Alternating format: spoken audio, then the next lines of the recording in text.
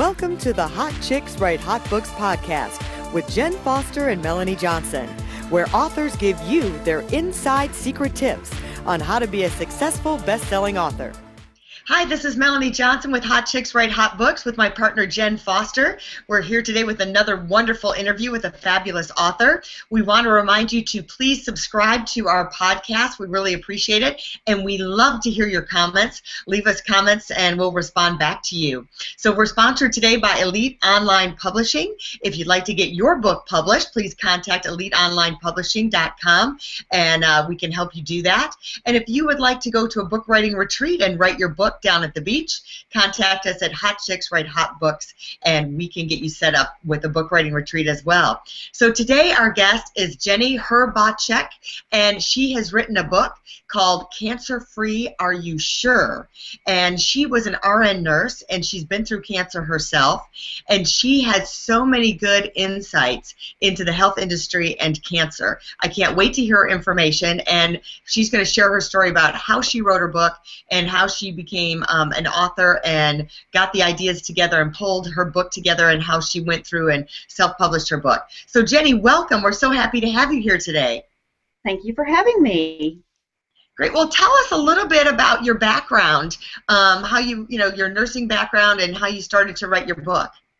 Right. Well, I'm a registered nurse, and I have not actually practiced nursing in maybe 15, 20 years before this incident where I started writing this book.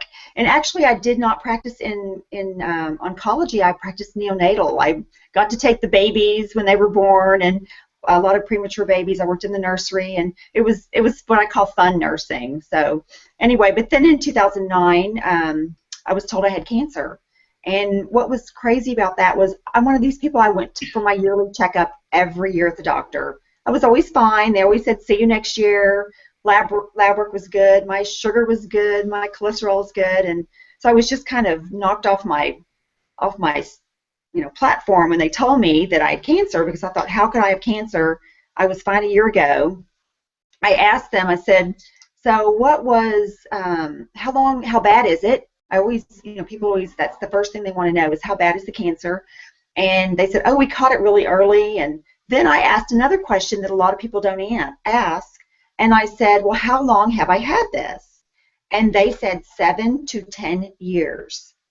Oh my gosh, that's crazy. At that point, the light bulb went on, and I had nothing but questions. But when you get diagnosed with cancer, you just have fear. If this fear comes over you, you don't know what to do except for go to the experts, and the experts were the people in the white coats with the blue letters that were handing out lab slips and sending me, running around from appointment to appointment, scheduling tests before surgery, interviewing oncologists, interviewing surgeons. It was absolutely, absolutely crazy. But the whole time, I kept thinking, 7 to 10 years, how come no one found this sooner? But to make a long story short, I went to a breast cancer support group. And I went in and I was listening, and everyone went around the circle and told their story about their cancer. And what I discovered was half of the women in that room had had a recurrence of breast cancer. And they were all told the same thing as me. After treatment, I was cancer-free. So I thought, wait a minute, if this can happen to these ladies, this can happen to me. And I actually looked over my shoulder and thought, well, do I have a target on my back or what? So that started my investigation. I'm not an author. I have no training. In fact, my first degree I worked on was fashion merchandising, and then I did nursing. I have no journalism skill or training. Anyway, but when there's a need, it's funny how you can dig deep and come up with what you need to make it happen. Mm-hmm. So since you had no training as being an author and you became one, there's a lot of people who think the same thing that you thought. How am I going to write a book? I don't have any training. So what did you do to propel yourself to get the confidence and to go ahead and write a book? I'm going to tell you, it was the desire, because I found out that there are tests that you can find. You can use years before a mammogram, a PET scan, a PSA, or a biopsy to detect cancer. So the first thing I wanted to do was to tell everyone I know, don't believe them. Don't believe them that you're cancer free. Please get one of these tests and check it out, because I was watching people die. I guess when you get to be in your 40s or coming up on your 50s, people start getting cancer, and then they have a recurrence, and 95% of them succumb to the disease. They don't recover when it comes back. Mm-hmm. So I was on the telephone. I was on the phone calling everyone I knew. People were telling people about me. I was on the phone, and I thought, I can't spend my life on the telephone. I have to put this on paper. So I actually started attending conferences and gathering data, and I would sit at the computer and I would stare at it because I had no idea where to start. One day I was driving to Dallas to meet with an integrative clinician that I was working with, and I was reading an article in something called the Townsend Letter, and it was so beautifully written, and I understood it, and it was medical jargon, but it was written to where I could understand it. And it said on the bottom the name of the author, of the editor. And I looked at that and I thought, I wonder if she would help me. This is what I need. I need someone to help me edit. I can put my thoughts down, but I need someone to help me make it believable, make it for my passion to come across on the paper. Mm-hmm. So I picked up the phone and I called her and told her what I wanted to do about the book, and she thought it was incredible. She says, there's nothing like this out there. People are dying. They need to know this information. And then, first of all, she asked me, she said, why hasn't someone else written this book first? And I said, I don't know, but I'm going to write it. So I started working with her. That's great. And so you just started, I mean, you already had your thoughts and you've researched, and so you wrote it all down. And then you went through her to do the editing process and make sure it had all the content you wanted. It took us probably 9 months, because I would write a chapter and I would send it out. I would press send on my email, and I would just pray that she would think it looked great. But every time it came back with all these red marks on it, and it wasn't that my content was bad. She wanted to pull more out of me. She would say, okay, now you're telling them what cancer is, but tell them why they need to know this. Explain to them why this is important that they know this. So I would stare at the computer for another couple of days, and I would have my chapter, and I'd have her little questions that she'd put in the margins, and I would go through and I'd send it back, and then sure enough she'd say, you threw a new term in here. Tell us what that means. So I'd go back, because to write a good book, you have to, you can't leave anything assumed. You have to, especially when it's life-saving information. And I just love her now. We're actually really good friends, but I tease her because I don't even like to send her an email, because she's actually taught me to word things really nicely. Mm-hmm. People say I get so many compliments on that people can feel my compassion for people, because until you have had cancer, it's really hard to understand. I would, as growing up, I would hear people say, oh, so-and-so has cancer, and I'd think, oh, that's terrible. But until you get it just, and I walked that path for a full year, it just birthed this compassion in me for anyone going through this. Mm-hmm. And my book has a real mission, because I don't want anyone to go through what I went through, because it was the worst year of my life, the absolute worst year of my life, which has now produced fruit. And I talk to people all the time about what tests to ask their doctor for. The information that I have in this book is absolutely life-saving. Mm-hmm. Doctors are reading it, and they're calling me. I'm speaking at conferences, and I want to change the way the world detects cancer, and I did it through 450 pages of paper that were printed and bound, and and that's a whole other question you asked me. I got it put together, and then I didn't know what to do with it, because it's expensive, to get books printed, and I didn't want a book I wanted a non-toxic book, because people that would be reading my book are usually sick. Anyway, and I worked with a marketing person, and I think he was dragging his feet for 6 months, and I thought, people are dying. So I pulled back the contract with him, and I said, never mind, I'm going to publish this myself. And I did. We found I know a lot of physicians, and there's someone out in California that is a small Christian publisher, and he wasn't taking any more books, but we just started sending it out. I didn't know much about print on demand. I'm sure I can do things differently now, but I sent it to him, and he read it and said, I'm not taking projects, but I will take this. So he's just been a godsend to me because I didn't know what to do. You really do need someone to steer you. It's a big world out there, and you don't want a garage full of books, especially when it's, very helpful, life-saving information. You can write the book, but if you don't get it out there, then there's really no point in it. Yeah, no one's reading.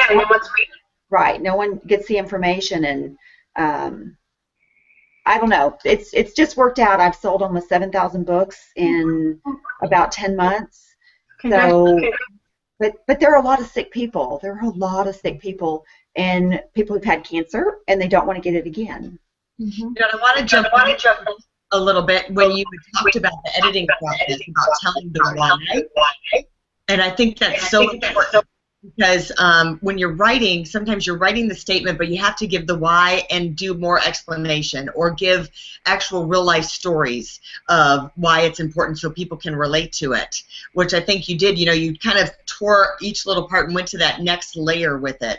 And I think that's great tips for writers, that you put your content out there, but then go back and tell about stories, tell the reason why, give more input, and give more explanation so it's more in depth. And that compels the reader and draws the reader in when you do that. Yes, and I don't know that I had that in the first write, but I did have it by about the fourth rewrite. I had it really well, and people tell me, oh my gosh, they feel my compassion for them, they feel my pain and suffering I went through, and they feel the hope that I give with the information. And I can't thank my editor enough. I had no idea editing, that's what an editor did. I thought they just looked for the crossing the T's and made sure you didn't have any grammatical mistakes, and they, oh, this needs to be 2 paragraphs instead of 1. That's what I expected. Mm-hmm. I did not expect someone to go in and say, okay, this is incredible information about this. Give me an example. Tell me more. Yeah. That is what took a long time. I didn't want a book that was just thrown out there that I put together really quickly because I had one chance and I thought I'm going to do it right. Yeah. So I really did take a lot of time and add some of those things that you were just talking about to make it believable and so people could hear my voice through those pages. Yeah. And I love what you said too about the marketing part, that it's, it's not just about the book, it's about what you do with the book afterwards. So you get it to print, you put it online, but then it's like, now what? How do I get people to buy it? How do I make them aware of it? And what you do with it, even for you, even if you're giving it away to some patients, you're still getting your message out there. You're using it as a calling card. Right. I do give a lot of books away, even though they cost me about $6.50 to print. I still give them away because some people just need the information, and if this might save their life, I'm sowing seed. So I sow a lot of seed. That's wonderful. Well, and I think it's important what you said about the editors. Choosing an editor is a big deal, and you're going to be working with them through a process, so you want to make sure you choose the right one. And it sounds like you chose the right one, and like you said, not everyone knows there's different levels to being an editor. Some editors just do the, grammatical and periods and that kind of thing. They're just more, are you writing it properly? But then you have the editor like you had, which is helping you to write the story and get it done right and making sure it has the right content and that it all flows. And then you also have the editor that's a ghostwriter that can actually take your words and change them and move them around and help you rearrange it so that they're almost rewriting what you wrote, but they're still keeping what you wrote. Right. She did a little bit of that. She would say, oh, I know a better way to make this, because I would say, I don't know how to say this. I know that's clumsy, and she would go, oh, I know how to say this. And I will say, I think it's important to have an editor that works in the same genre. So if someone that's used to doing cookbooks, or someone that's used to doing medical, or someone that's used to doing gardening, because they're going to be familiar with the terms, they're going to know the research that's out there. If there's something, like for me, we added a lot of citations, a lot of research into the book because I wanted everything fully backed up, because this is new information, and people say to me, how come no one knows about this? Well, people do know. It's just the general public doesn't. So I made sure I referenced everything. And my editor attends medical conferences, and she could say, oh, I heard a speaker about this. And we'd pull the study up and look at it, and I'd say, yeah, put that in. That looks great. So it's really important to make sure that you're a match. Yeah. So tell us, Now, when you were writing, did you have a specific discipline? Like, would you get up in the morning and write, or how did you, with everything else going on in your life, how did you make time to do this? I made it a priority. If I didn't, it would have never been done, because there's always an excuse, there's always an event, there's always the house to be clean, there's always I need to go do this or that. And for 3 years, my husband would say, "What are you doing today?" And I would say, "I'm working on my book." And I don't think he really ever believed I would publish a book. But I did, and it did take me 3 years. And I know I could have done it much sooner. And I could do it much sooner now that I know what I've learned.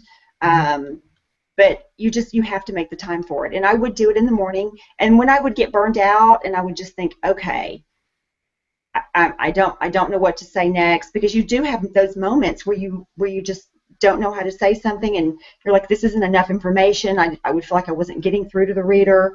You just have to take a break. And sometimes I would take like a break for 2 weeks, and then I would come back all fresh, and I would really bang out a few more chapters and send it off to my editor. That was always a great feeling when I would hit send to send her a chapter, because I thought, okay, it's off my plate, now it's on hers. And so then I would go, have my free time. But I did. It was my job, and I did make it, because I was very passionate about the book itself, that it needed to be written.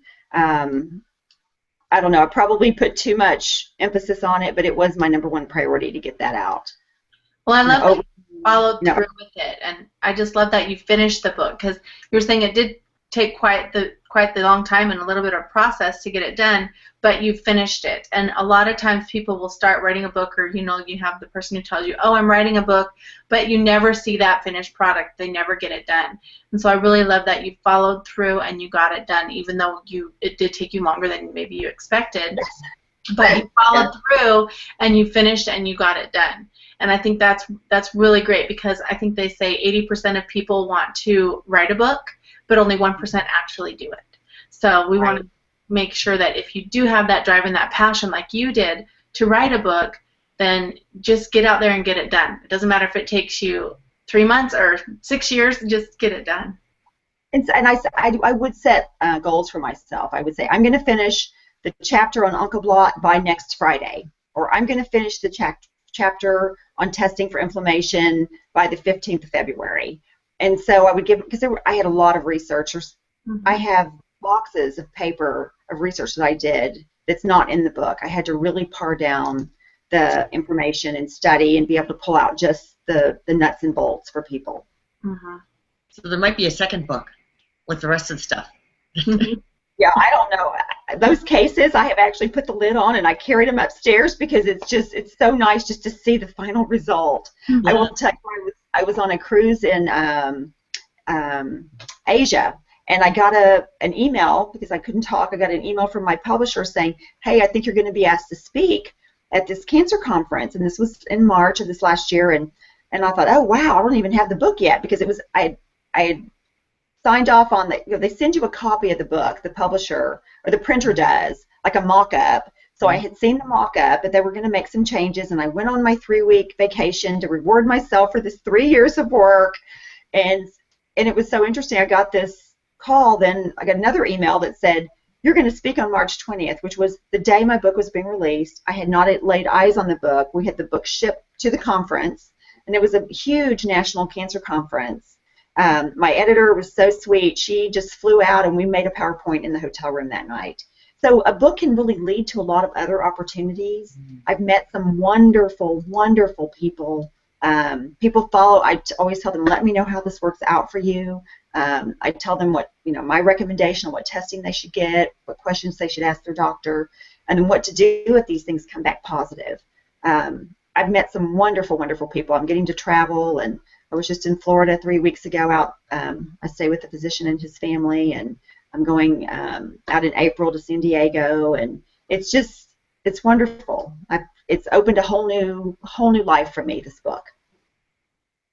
It goes to show what a book can do for you. It's not just about the book. It opens up speaking engagements and all kinds of different opportunities. Right. And it's actually fun to sit at a table and sign books. I actually like it. And that was another decision. Okay, you write a book. People are going to ask you to sign it. I thought, well, how do you sign it? Do you just write your name? What do you put? Well, my book is called Cancer Free. Are you sure? So I signed mine, Be Sure, Jenny Hrbacek. So you got to come up with something that makes you feel good, that's, will be meaningful to the people that read it, because I want everyone to be sure they really don't have cancer. And it's so easy. It's so simple to do. Yeah. So simple to find out. You don't have to wait for a lump or bump. That's old technology. Tell us some of those things that we should look out for. Okay. I want to make this statement. Think about this. We can map the human genome. We have millions of genes on our chromosomes, okay? We can map them. People are putting them in order. They're taking DNA from one species, injecting it into another species, but yet we wait for cancer to grow for 7 to 8 years to show up on an imaging test, on a picture. So this doesn't make sense to me, that we're working at the very DNA of the cell, but then we have to wait for cancer to grow so big. So what I want to tell you is that it's not true. We don't have to wait for it to grow. We don't have to wait for it to be big enough to stick a needle in it. One test you can get is called Oncoblot, and I tell you in my book what email, their website, how much the test costs, the benefits, the limitations. I tell you my thoughts on the test. I tell you how long the results take. But what this test does is it tests for a ENOX2 protein. It's ENOX and the number 2 protein. This is a protein that is only on the surface of cancer cells. And if you have the ENOX2 protein in your blood, you have cancer. They can detect, if you have as small as 2 million cancer cells in your body, and that would be approximately the size of a pin drop, they will be able to pick up enough ENOX2 protein to get a positive reading. Not only will they tell you if you have cancer or to be able to detect it, but they will tell you the site of origin. If it's one of the major 25 types of cancer, or 20 sites of origin like breast or prostate or lung or liver or kidney. And so what's so cool about that is, so you get, if I had that test, they told me I had cancer for 7 to 10 years. If I had that test at year 2 or 3, I would have never had to go through the surgeries and the chemotherapy that I went through, because I had no motivation to make change. I did not know my immune system was suppressed. I thought I was fine. I ran. I exercised. I thought I had no problems. I thought I was a perfectly healthy 47-year-old. But when you find cancer really, really early, you can start working with the integrative practitioner to detox the body, to build up the immune system. But people don't know that they need to do that. So that's one test you can get. I tell everyone, if you are 40 years old, get that test. Have your physician order it. Just make sure you don't have cancer. It's the best money you'll ever spend. Mm-hmm. Another one of my favorite tests is from RGCC. It's Research Genetic Cancer Center, and they can actually find circulating cancer cells in your blood. Because remember, I talked about how we can map the human genome. We look at blood. We test all sorts of things in the blood, but for whatever reason, we don't look for cancer cells that have been swept away from the primary tumor. You have to understand that a tumor is not in its own and separate from the body. It has blood supply. It has to get oxygen. It has to get nutrients. And tumor cells have byproducts of metabolism that are washed away into your system. So this process is called angiogenesis. So once you get enough cancer cells to start a small tumor, they actually grow a little network of blood vessels. And as the blood comes into the tumor to feed it, guess what gets swept off into the bloodstream? Cancer cells. So if they go in and they remove your tumor and they tell you, we got all the cancer, we're going to give a little radiation to this area, and then say for instance it was a colon tumor, and they removed a section of the tumor, clean surgical margins, they may or may not have given you a little radiation, but then 6 months or years later, oh, I'm so sorry, you have colon cancer and now it's in your liver. Mm-hmm. How can that be? They removed it, clean surgical margins, a clean PET scan, there was no evidence of any disease, but these cells had been swept away into the bloodstream. These cells hold the DNA with which to start producing more cancer again. Mm. And they can stay dormant for many, many years, or they can just start producing more cancer. And that's how a breast cancer ends up in the liver. That's how a colon cancer ends up in the bones. That's how you always hear about, friends that have had cancer and say, well, where's Bill? He's not playing golf today. Oh, his cancer's back. Well, if he had this test, he could have seen that coming really early, and intervened early and hopefully potentially diffused a life-threatening problem. There's, that's just 2 tests right there. There's another one called nagalase that is put out by cancer cells and viruses that blocks the vitamin D binding protein, and the vitamin D binding protein is what activates your macrophages, and your macrophages are like your little armies that go along and gobble up viruses and cancer cells. So I know it sounds technical, but I make it sound really simple in the book. I tell you, you can read about each test. There's about 5 pages. I give you a little icon with a little money bag that tells you how much you'll pay, what phone number to call to get the test, what it means, because a diagnosis of cancer can be financially devastating, not to mention the pain and suffering, the time and the loss of work, and just the fear that comes over you. And so I tell people, find it early and intervene, and don't let it become a fearful thing. Take control, and we live in a very toxic world, and just do the best you can to keep your body healthy. Yeah. So you were saying if you find out positive results from the test, what can you do? You're talking about detoxifying. So you find out you've got this positive thing, and it's really early. You've done one of these tests you've recommended. What is the change in lifestyle?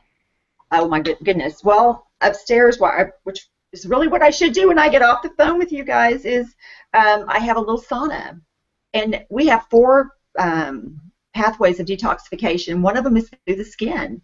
And living in Texas, it gets hot here, but we don't sweat very much. We go from inside the house to the air-conditioned car to a department store to the grocery store. Everything is air conditioned. We have to sweat, and I'm talking sweat for 30 minutes. Hang on. It's so important to get out those toxins, and to make sure you have a bowel movement every day. That's another way that we detox. People are chronically constipated. You don't really talk about that when you're having a conversation with people. Hey, are you constipated? Well, most people are.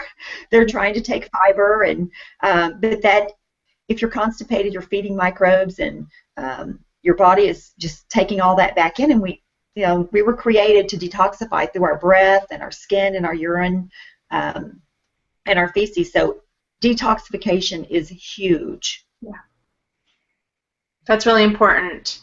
I know a couple of places here that sell saunas, and it's really important. And even the infrared in the sauna helps too, and along with the sweating.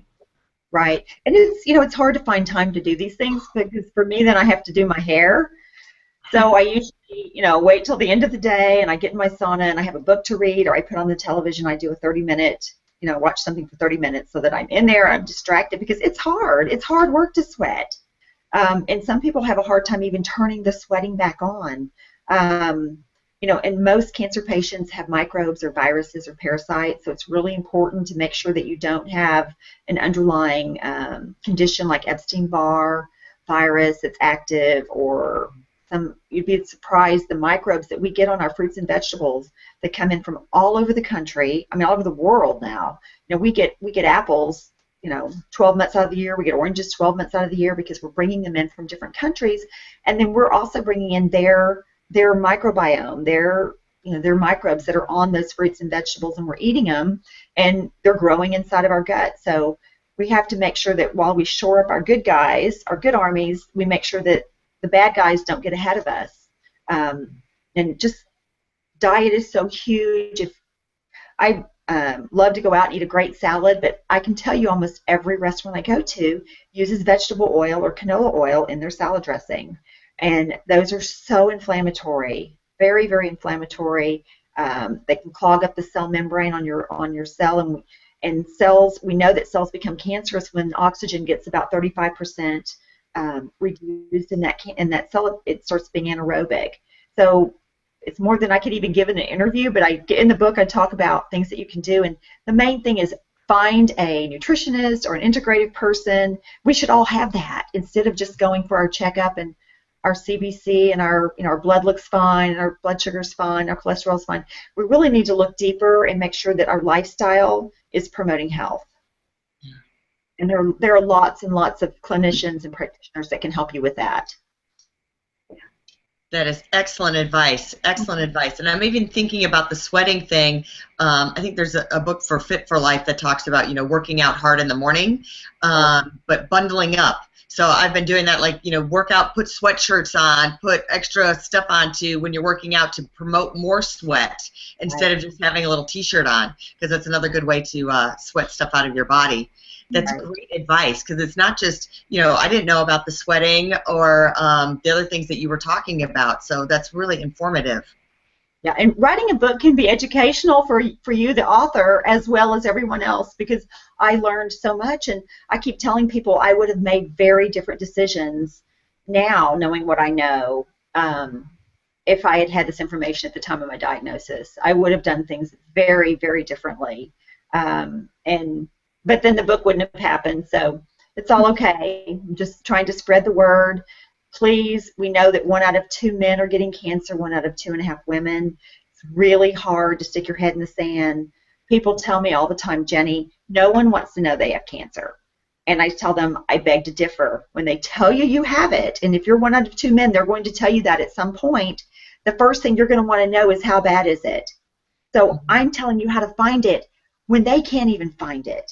When they will do a scan on you and they say, we don't even see anything in your prostate, but we see you have this ENOX2 protein for prostate, so let's do some prostate health things on you, and let's halt that and potentially stop that. That is the best news, to be told it's a stage 1 or it's a pre-stage 1 years before when you can intervene. So I tell people, I don't believe that. I believe if they told you had cancer, you would have wished that you had had one of these tests before and found it the very earliest time possible. It's amazing that they don't do those tests as standard procedure, doing that. And I do have to say, you had to suffer so you can save other people. So you suffered to save, and you survived.